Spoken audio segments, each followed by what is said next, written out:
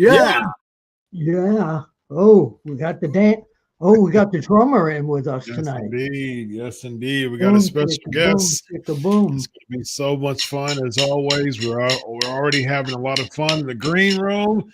I am Dr. Chris Featherstone, of course, with my brother from another mother, Bill Apter, and a three-time world karate champion, ladies and gentlemen. He's the greatest. He is Ernest the Cat Miller. Ernest, how are you, my friend? Thanks for having me here, Doc. Let me ask you something. What kind of doctor are you? Psychology. I'm a PhD in psychology. My son got that, and he practices on me all the time. It's fun. I'd like to be a fly on the wall on that. I'm telling you, he practices on me all the time. He actually doing some kind of research for kids evaluation in the custody of the state of Georgia. That's great. That's great. That's wonderful. Hey, in the Where Are They Now department, people were saying, whatever became of Ernest the Cat Miller? All they had to do is just look me up. I'm here. I'm never going. I'm here. This is why we had you here tonight. So why don't you give us an update on what you've been doing for the people who don't know what you've been doing besides drumming? Well, for those who don't know, should know, I'm still doing the same thing I was doing before. Teaching karate, working with kids, opening dojos, karate school, just really living my life mission, giving back through karate. I'm doing it through martial arts. So I'm doing that. I got 2 movies coming out. One, The Unbreakable Bunch with Glacier, Ray Lord. Those guys doing pretty well. Yeah. Great movie. Then Trouble Man with Michael J. White. Wonderful. Martial artist, yeah. So, that's what I'm doing. Just living life. What's that second movie about? We know what The Unbreakable Bunch is about. The second movie is a movie about a couple of club owners. Michael J. White being one of them. And Method Man being the other club owner. And they're just rivalries, going back and forth. It's a good movie you hear a lot about in the barber shop. Getting your beard cut. One of those movies. Like Blood and Bones. You also have a podcast as of late, right? Oh, man. We got the Cat's Corner podcast. You know, and when we bring on a bunch of wrestlers, some good friends, and we just talk about things that happen inside the ring, outside the ring, behind the curtains. Wonderful.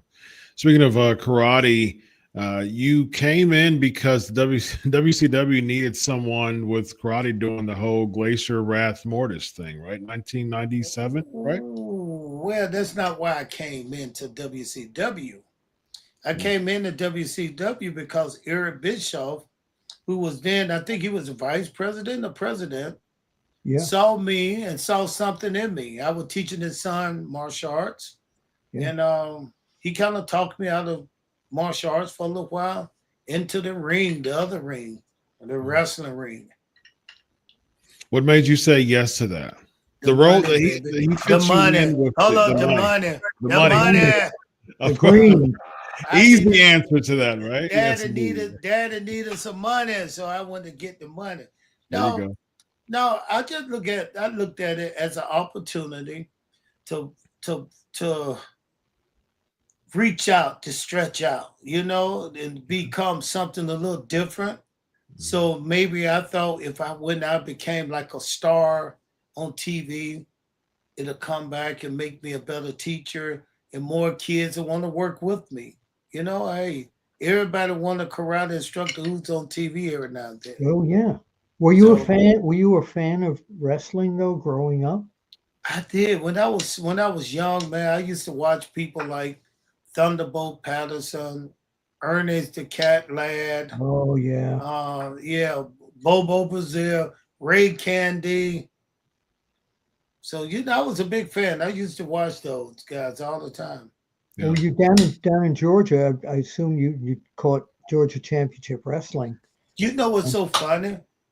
That was on, but late at night on Saturday night or Friday night, around about 11 o'clock, they'll start showing all these different wrestlers because they start showing different territories. Yeah. And when they start showing that, you were seeing guys that you wouldn't see. Oh, that was On the Joe Georgia Pedicino. That was Joe Pedicino's show. I was on that Pro Wrestling This Week. Yeah. And it just had so many different wrestlers. And that's when I became a fan, a real fan of it. WATL in Atlanta Yes. ran yes. that. Yeah. Wow. And you were brought in to help Glacier, right? That was your role initially, at least. Dog, how many times you gonna ask me that? Well, I asked you a different question, Ernest. No, you did. No, I you did, know. dog. You're not listening. Can we You're play not that back? I'm psychoanalyzing you, Ernest Miller. Okay, You're all right. failing already. All Come right, on, tell come on. me, what was it now? What did you ask Doctor's me? trying to analyze you. No, Lay down. no. Is that Yes. free So of how charge? did you come into WCW? How were you incorporated in WCW from what you remember? What I remember. Yes. Since I'm asking the same question twice. Did you start off at the power plant? You know, I came in as just I didn't know what to do. I didn't know what they're gonna do. Eric Bischoff said just come into the school and we'll figure things out.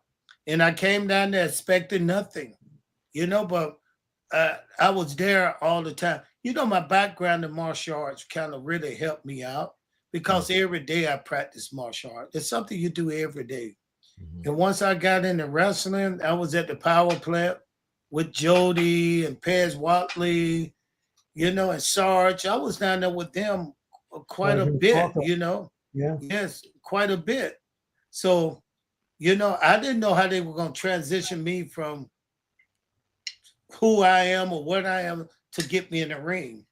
Mhm. But, opportunity came when Glacier, Mortis, and Wrath were working on this blood run cold thing. Mhm. So, and it was kind of a martial art thing, but I wasn't in that. I was never supposed to be in that. So who kind of smartened you up to what was going on and how to do it? Because I saw them smart me up to what? To the whole business there. How we do this in the ring. So many people, man. It's like if I couldn't find out quickly in that area and time, then I didn't need to be there because I was surrounded by some of the best wrestlers of all time, a bunch of legends. Yeah. You know, I mean, just DDP, Macho Man, Randy Hogan, you know, Kevin Nash, Scott Hall. I was surrounded by such a broad range of great wrestlers, man. And I wasn't afraid to say, hey, bro, how do I do this? And they was really helpful. You know, they were there for me. Yeah. You were such a natural heel there in the WCW. How was it transitioning into a heel? Did you study other tapes or look at different wrestling things? How did you study to be such a good heel? Was it just really natural to you? I don't think I was first of all, that was me. When I first got there, they were trying to make me a baby face or something. They really didn't know. But then they started seeing me in the locker room having fun, talking, just going at people. And Terry Taylor said, hey, if you could do that in the ring, you're going to be successful. So, you know, it kind of like just me having fun, you know, and you notice I was the kind of heel that was, I could make people cheer me, hate me, boo me, or whatever. It's like, you know, it was fun. Fun doing the things that my mom said you shouldn't do. Never tell somebody to shut up. Never call somebody overweight, fat. So I did everything my mom told me not to do. And the crowd ate it up because I remember. I got paid a lot of money. Yeah. So when I bought my first check was $150,000. First thing I purchased. After how much time were you working? Bro, ain't none of your business. Just let me tell my money. Get out of my pocket. Go right ahead there. Yes. Get out of my pocket. Let me, trying to check my wallet. So anyway, the first thing I did with my first check, big check, was I went and bought my mom a brand new house. Then I said, Mom, you see all that stuff you used to tell me not to do? I got paid a lot of money to do it. That's fantastic, man. And then it went up from there, right? Your WCW time there, right? Yeah, man. I mean, I was in the business. You know, I wasn't part-time. I was in the business. So it either had to move. It had to move somewhere. It had to move somewhere, either up or down. And I'm glad it went in the right direction. It went up, and especially at that time, man. That time, as you know, Bill, everybody was there, man. We had everybody on the contract at WCW. Great. The whole roster was just full of superstars. Yeah. It was full of superstars. Old, young, it was just superstar, man. It was just, you know, and for me to say, hey, man, I did pretty good during that time, 5 years. Man, listen, that's saying a lot, you know. I really appreciate the time and the effort that people put into me.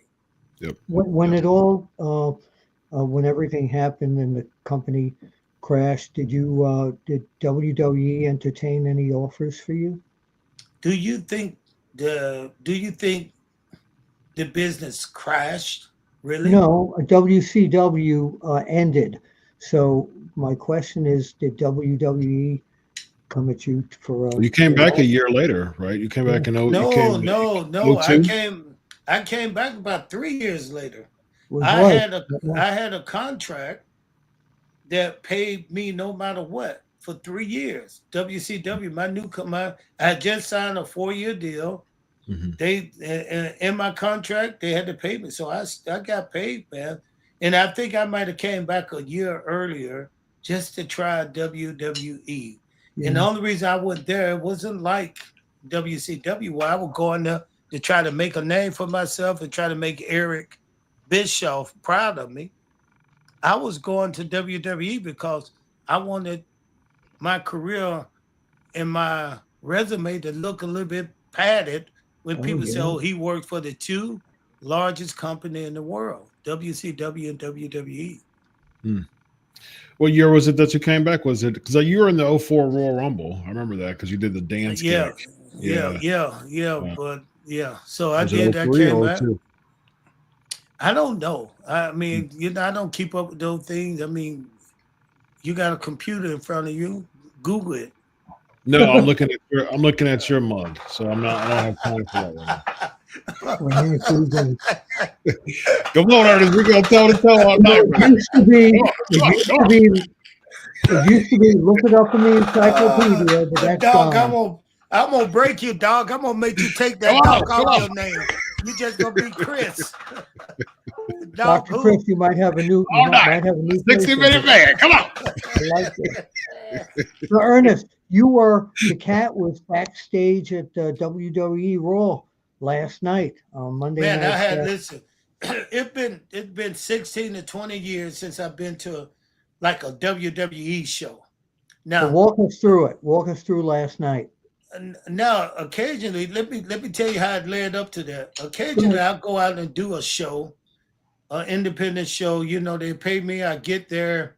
I go in the ring 1 second, kick somebody and leave, wave to the crowd. But, you know, I haven't been to one of the shows. And last about a couple of months, WWE came to Atlanta. And my son said, Dad, can you get us some ticket to go to the show? And I said, I don't know anybody really because I haven't been to a show. So I kind of thought about it. And I was like, you know, it shouldn't be like this because a lot of people look at me and say, hey, he's a legend in the business. You know, he's one of the top guys that, you know, helped the business continue to grow. Yeah. So what I did this time, you know, I just said, you know, next time they call, I'm going to call a few guys. And I actually called when I found out they were coming here. I called Shane Helms. And I said, Shane, I haven't been to a show in a long time.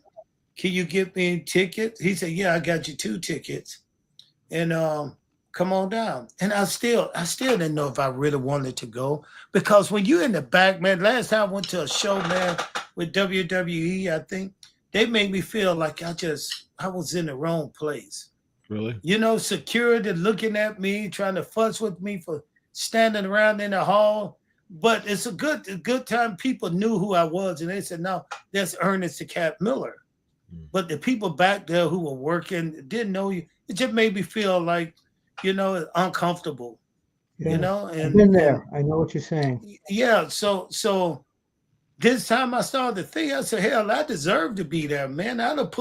Listen, I told my ACL, my shoulder got dislocated, my elbow, my shoulder, you know, and I broke my nose. I did all this stuff just for the sake of pro wrestling to continue to go and move forward. By the way, this nose look beautiful, boy. I went to Jamaica and got the thing done. It looks good. Straight as ever. Ooh. Yeah, looks good. Look at that nose. Yes. Oh, boy, beautiful. But anyway, so I went and decided I was going to go and just fill it out. So I told my son, I said, I'm going to get there at 7 o'clock. He said, I'm going to get there at 7:30. So I got there at 5 o'clock. Shane met me at the door. They walked me through security. They took me straight out, down by the ringside where all the people were going over the match. Triple H, Regal, all the top guys, all the executive guys. So as I went down there, man, it was so fun how people just accepted me and they came up and Triple H came, hey, Cat, how you doing? Shook my hand. You're looking good, man. Glad to have you here. Steven Regal, man, was so nice. Cat, you always been one of my favorite, you know, the way. And he said something. He said, you know, back in the day when you was in WCW, we all know you could have kicked anybody but that you wanted to kick in that locker room. But you never, ever act like that. You never walked around like you had a chip on your shoulder or you were just a violent person. You just always fun, loving, you know, joking around, smiling and laughing. But like I told him, that was a different side of me, though. You guys saw that side, but it's like a light switch. You know, when it's time for me to get into that fight mode, because I was on the feet as a kickboxer. Yeah. K1, I beat some people in tie fighting. I'd beat people I'd beat people inside the ring, outside the ring. You know, I was a well-known karate fighter. I was one of the top guys in karate fighting. Originally, that's why I wanted to go. I wanted to go to this new thing called the Ultimate Fighting Challenge. Yeah. UFC. That's why I wanted to go. But I ended up because Eric Bischoff knew the right thing to tell me, sitting at the table with these guys. come to wrestling, I'll make you a very wealthy man. And he did. Now, So how go did you back. know this? I'm sorry. Go back to last night. So last night was such, man. So I got to meet Triple H. Triple H shook my hand, talked to me. He told me, make yourself at home, anything you want. Shane Ham, one of my best friends, man, in the business. He remember how I put it down for those guys. If anybody know me, when I was over in WCW, I worked with everybody, even the young guys. I even put them over because I want to see these guys grow.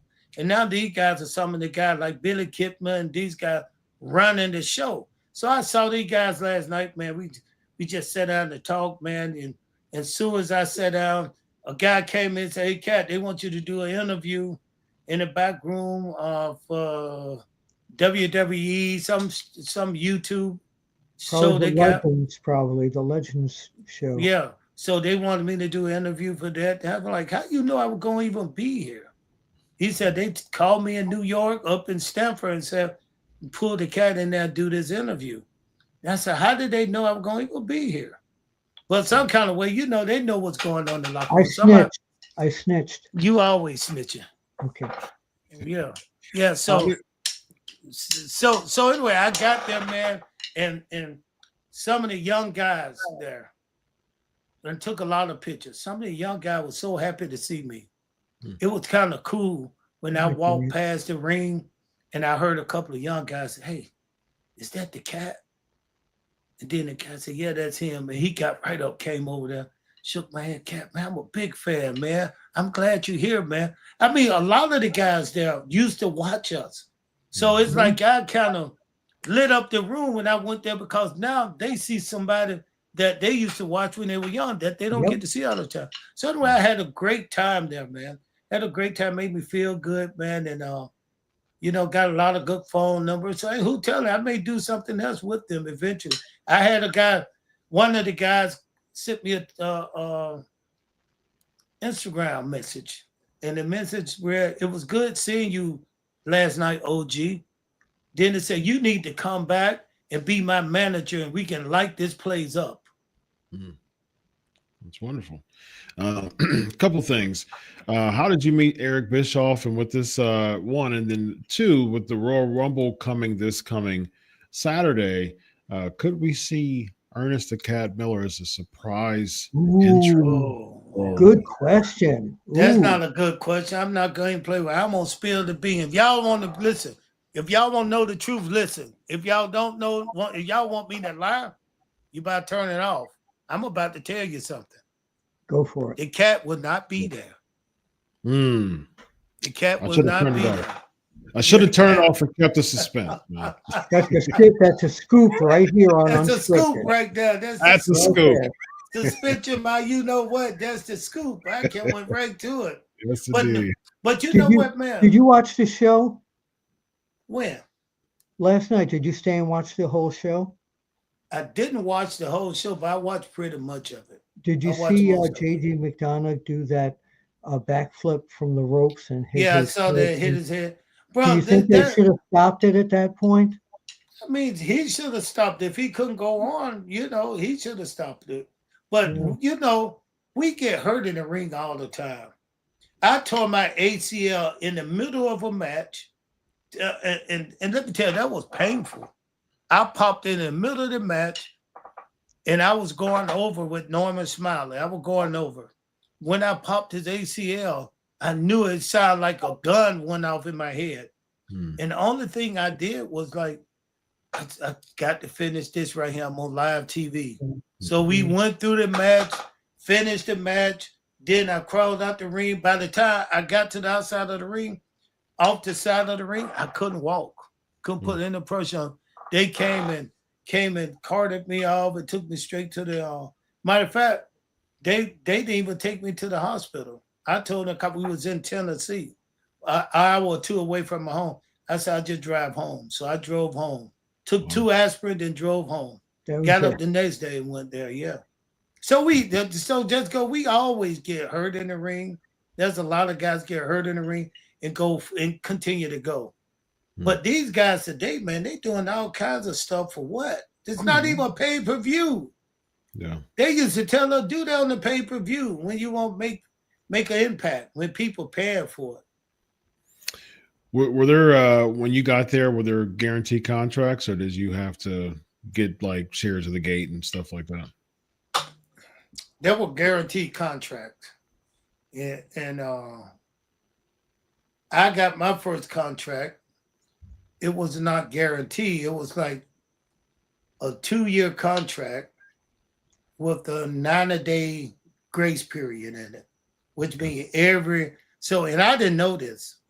You know, my contract was pretty good size too. You know, and collectively together, it's like about $550, and that was my first contract. Wow. So what I did is I went to buy my mom a house. So when I went to get the house, they looked over. I used the contract as my job. And when they looked at my contract, the guy came back and said, hey, this contract looked good, but you got a clause in there. It's saying that they can fire you every 60 days. That they can, every 60 days, they can look at your contract and say, we don't want you no more. So that 2-year contract turned into just really 60-day contract. Now they're 60 day. I don't remember that. So when I found that out, I went straight to Eric's office. I knocked on the door. I said, hey, Eric, he asked me to do some other stuff for him in the ring. So then I said, Eric, I'm trying to buy a house. But this is in my contract. And the first thing he said, oh, yeah, that's right. He said, listen here, this is not for you because you do what you're supposed to do. This is for some of the other guys right here. So we'll take that out. That's great. That's really cool. Great. Yeah. Were y'all friends before you coming into WCW? Who, Eric? You and Eric. No, Eric and I don't say we were friends because we just had something in common. We both really loved his son, you know, because his son was like almost like a little brother to me. Garrett was like a little brother. Yeah. He was like the little tough brother. I got a little brother, but now this was another little brother that was tough.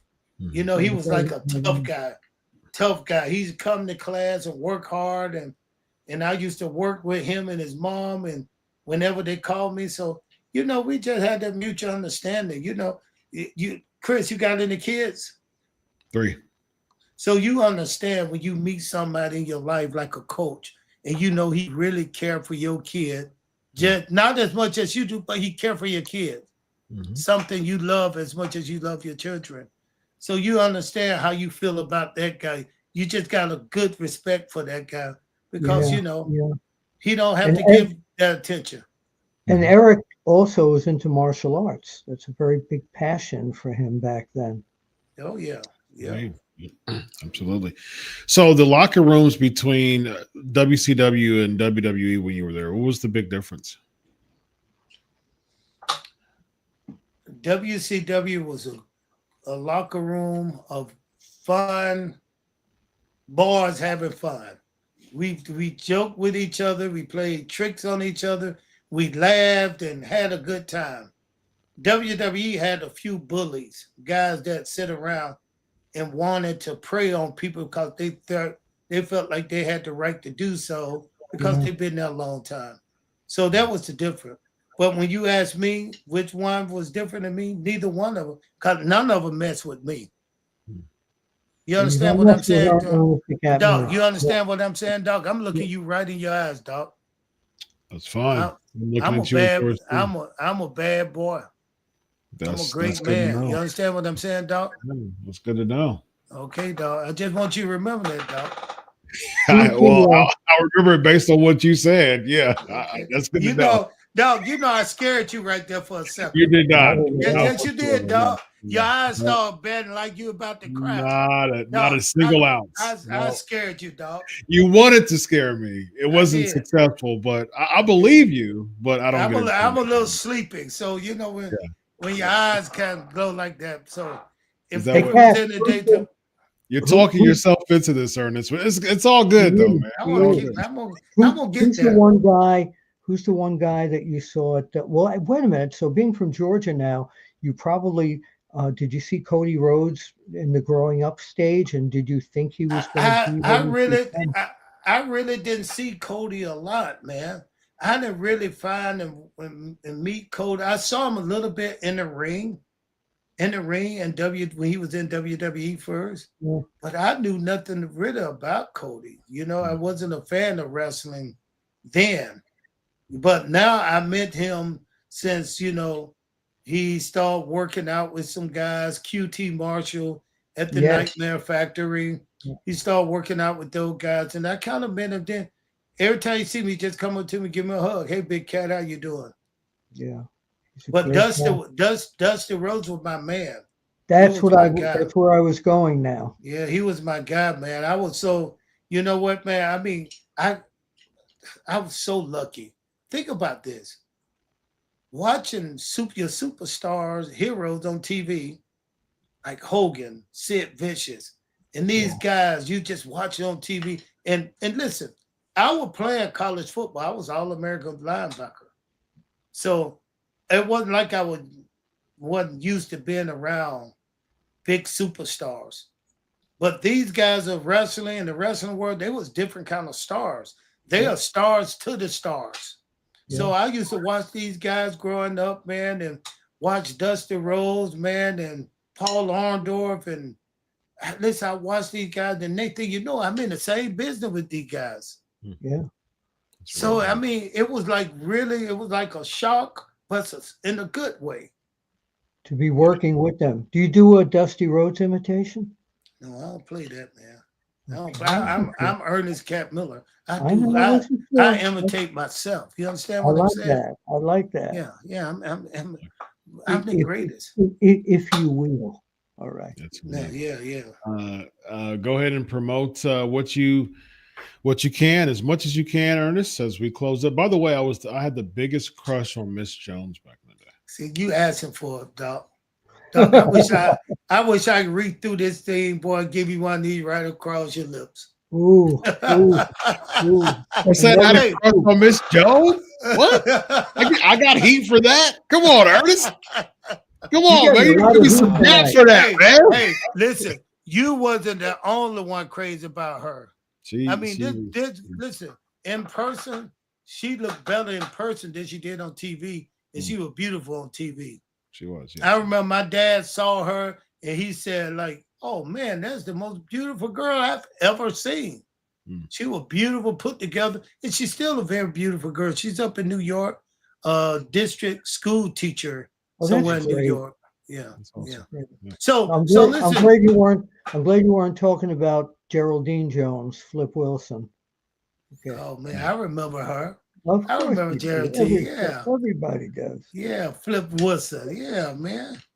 Nice.